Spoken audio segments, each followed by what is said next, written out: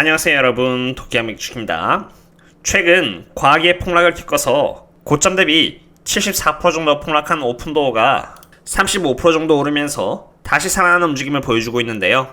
오늘은 오픈도어에 대한 분석을 해보도록 하겠습니다. 그럼 시작하겠습니다. 그리고 이렇게 좋아요를 눌러주시면은 제가 꾸준히 채널을 유지하고 분석하는데 큰 도움이 되니 많은 도움 부탁드립니다.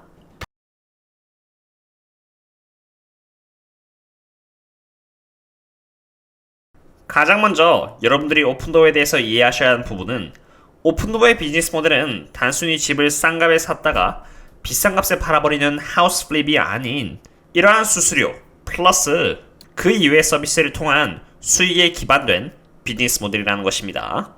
사람들이 오픈도어 앱을 통해서 오픈도어가 보유하고 있는 부동산을 사거나 또는 오픈도어에게 자신의 부동산을 팔 때 부동산 중개인을 대상으로 내야 하는 수수료 5% 정도를 오픈도어에게 지불하는 것입니다. 이 그림에서는 오픈도어를 대상으로 해서 35만 달러짜리의 집을 매도한다고 했을 때 가정한 시나리오로 35만 달러에서의 5%인 17,500달러라는 수수료, 즉 오픈도어에게는 매출액으로 잡히게 됩니다. 부동산 중개인을 대상으로 해서 거래를 할 때 수수료 외에 지불해야 되는 타이틀 앤 에스크로우, 클로징 코스트 또한 오픈도어가 대신 받게 됩니다. 그리고 그 대가로 오픈도어에게 자신의 부동산을 바로 팔 수 있게 되는 것이죠. 그런데 부동산은 매도 쪽만 있는 것은 아닙니다. 매수 쪽도 있는데, 매수할 때도 오픈도어가 보유하고 있는 부동산을 매수한다면은 오픈도어는 이와 같은 부동산 수수료 플러스 서비스 수수료들을 매출액으로서 취득할 수 있게 되는 것입니다. 오픈도어가 이러한 방식으로 기본 매출액이 구성되어 있다는 것은 이해했는데, 이 다음으로 가장 중요한 것은 오픈도어는 과연 수익이 나는 사업을 하고 있느냐라는 것입니다. 오픈도어는 이번 2021년 4분기 기준으로 9,639개의 집을 매수했고요. 9,794개의 집을 매도했습니다. 이로 인한 매출액은 3.82빌리언 달러이며 매출총이익 272밀리언 달러를 기록하면서 마진율 7.1%를 기록한 것이죠. 그리고 Adjusted EBITDA는 0.4밀리언 달러로 벌써 흑자를 달성하기 시작했습니다. 참고로 이것은 SBC가 제외된 Adjusted 기준입니다. 그럼 과거 실적 트렌드는 어땠을까요? 오픈도어의 매출액은 2020년을 시작으로 해서 이렇게 꾸준히 우상향해주고 있고요. Contribution Profit 또한 이렇게 우상향을 해오고 있으며, 한때 마이너스였던 이 EBITDA 마진은 이제 플러스로 이렇게 턴어라운드 해주었습니다. 오픈도어는 2021년 기준으로 총 44개의 시장을 대상으로 진출하여 사업을 하고 있고, 미국 20개의 대도시 중에서 17개의 도시에서 사업을 하고 있는데요. 2021년도까지 실적은 양호했는데, 이제 2022년을 기준으로 각 주마다의 마진율은 어떠한 모습을 보여주고 있는지 한번 보도록 하겠습니다. 오픈도어는 2022년 1분기 기준 두 자리의 마진율을 보여주고 있는 주는 최소 5개 이상으로 높은 수익률을 보여주고 있는 상태입니다. 고작 10% 이상이 어떻게 마진율이 높다라고 생각할 수도 있겠지만, 오픈도어는 상장한 지 얼마 안 됐음에도 불구하고 이렇게 8빌리언 달러라는 높은 매출을 보여주고 있는 기업입니다. 시가총액보다 오히려 높은 연 매출액을 자랑하고 있는 기업이기도 하죠. 그러한 이유에서 약간의 마진율만 있어도 높은 수익성을 자랑할 수 있는 기업이기도 합니다. 2022년 3월달의 마진율은 어떤 상태일까요? 오픈도어의 전체 그로스 프로핏 마진은 보시다시피 2021년 4분기를 시작해서 적어도 3월까지 마진율은 꾸준히 우상향한다는 것을 보여주고 있는데요. 이것은 어디까지나 오픈도어가 시장에 진출한 지 얼마 안 됐고 사람들의 인식이 자리 잡기까지는 시간이 걸리기 때문에 높은 마진율을 이룬데도 시간이 필요한 것입니다. 그러한 현상은 여기 미국의 피닉스 도시 그리고 그 외 20개 도시를 통해서 찾아볼 수 있었는데요.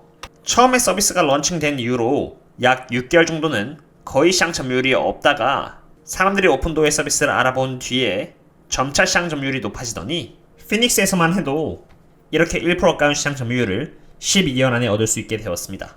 그리고 이러한 서비스의 확산에 따라서 그 다음 5개의 도시를 대상으로 서비스를 할 때 시장 점유율이 늘어나는 속도는 조금 더 빨라졌고요. 더 높은 기울기와 함께 올라간다는 것을 이렇게 볼 수 있습니다. 그리고 그 다음 15개의 서비스는 시장 점유율이 점점 올라가는 그 스피드가 4개월로 크게 줄었고요. 바로 1% 이상 올라가기 시작했다는 것을 이렇게 볼 수 있는 것이죠. 이러한 현상은 오픈도어의 펜딩 리스트를 통해서도 확인할 수 있습니다. 2월 13일에서 19일이라는 기간 동안에 1332개의 집이 매도 물량으로 놓여져 있었는데 이것들이 전부 다 펜딩 상태, 즉 거래 중 상태로 바뀌었고, 이러한 흐름을 봤을 때 사람들은 점차 부동산 거래를 오픈도어 앱을 통해서 하기 시작했다는 것을 보여주고 있습니다. 그리고 이러한 흐름은 3월까지도 꾸준히 우상향하면서 이렇게 이어지고 있는 상태입니다. 그리고 그 결과 아직 실적은 나지 않았지만 적어도 2022년 1분기 오늘날까지의 오픈도어는 800개 이상의 집을 매도하는 데 성공을 했습니다.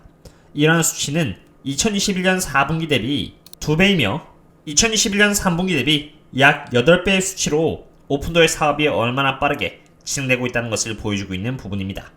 그럼 오픈도어가 최근에 진출한 3개의 도시는 어떨까요? 3개의 도시는 이렇게 샌디에고, 그린스보로, 그리고 캔사스시티 이렇게 3개인데요.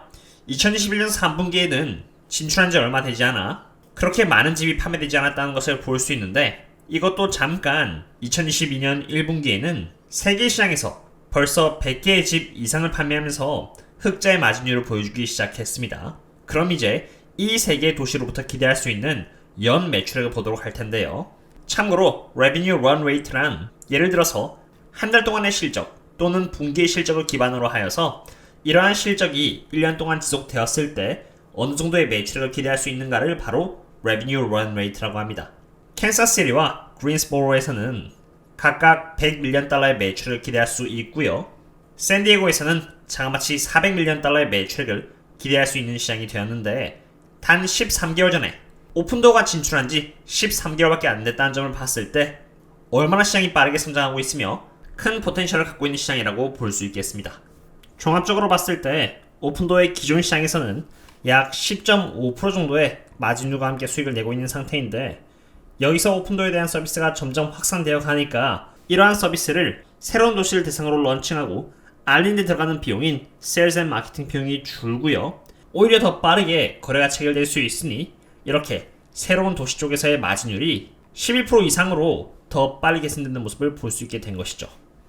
오픈도어의 경우는 시간이 지나면 지날수록 더 효율성이 높아지다 보니까 3월에서의 프로핏 마진 또한 13%로 굉장히 큰 수익을 기대할 수 있을 것 같습니다. 지금까지 오픈도어의 펀더멘탈과 오픈도어의 미래 전망까지 한 번에 알아보았으니 이제는 오픈도어가 싼지 비싼지 보여주는 밸류에이션을 한번 체크해보도록 하겠습니다.